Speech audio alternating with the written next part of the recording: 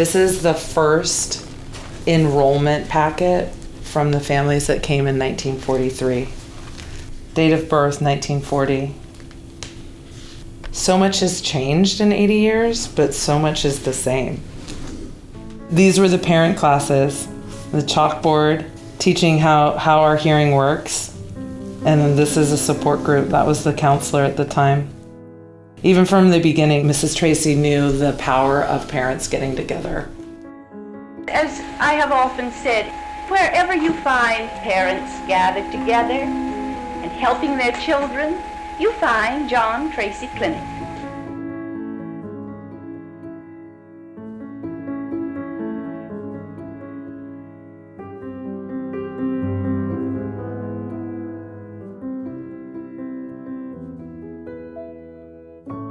Back in those days, if a child had a significant hearing difference, the solution was to institutionalize them. And that was something that was just not acceptable to Mrs. Tracy.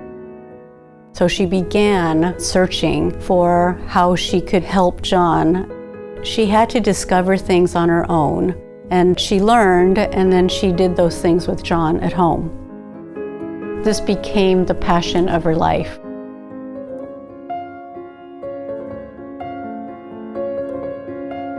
They would have parent classes, and they would have support group, and they would be in the classroom with their children. She knew that children learn in the home. They learn in meaningful ways with the people that they love. And that's how the philosophy of JTC really started. That's what she did with John. She wanted to provide parents with hope, guidance, and encouragement.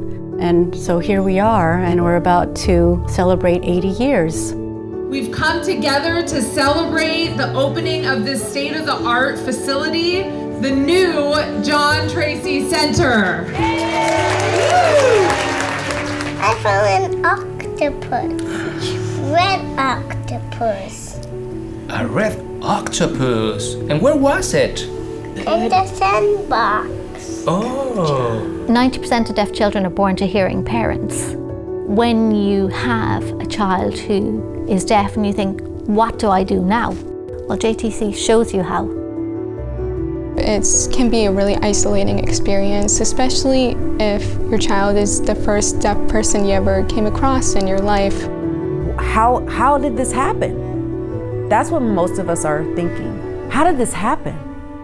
We had no idea what to do, what to say, where to go. When Everly was born deaf, I became a student. I became a student for her. I had to learn, I had to go from zero to being an expert in as short a time as possible, right? And that's where the John Tracy Center really helps, is they educated me.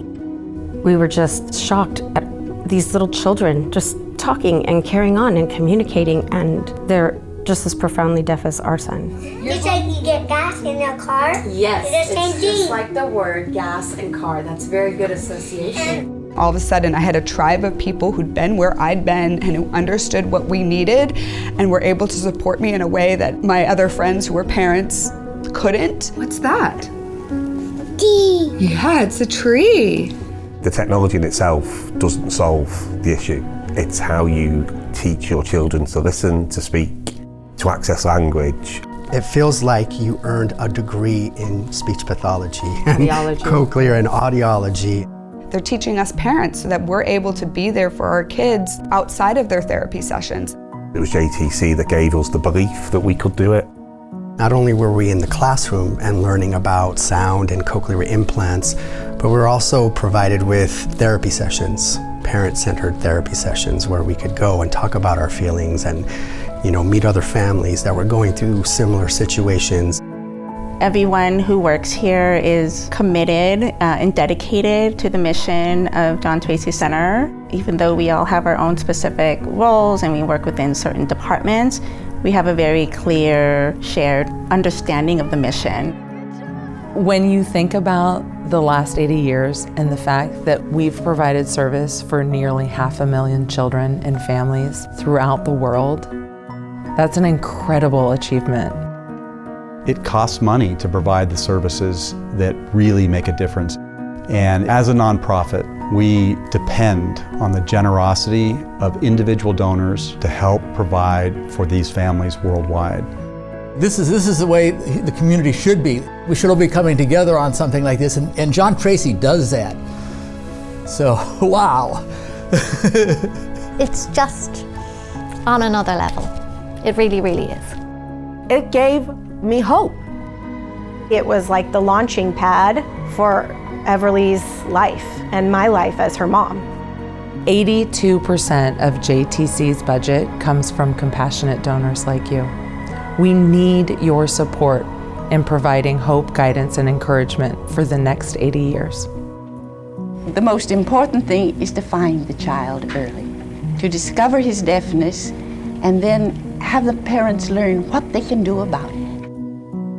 Twinkle, twinkle, little star, how I wonder what you are. Good job. Thank you, John Tracy.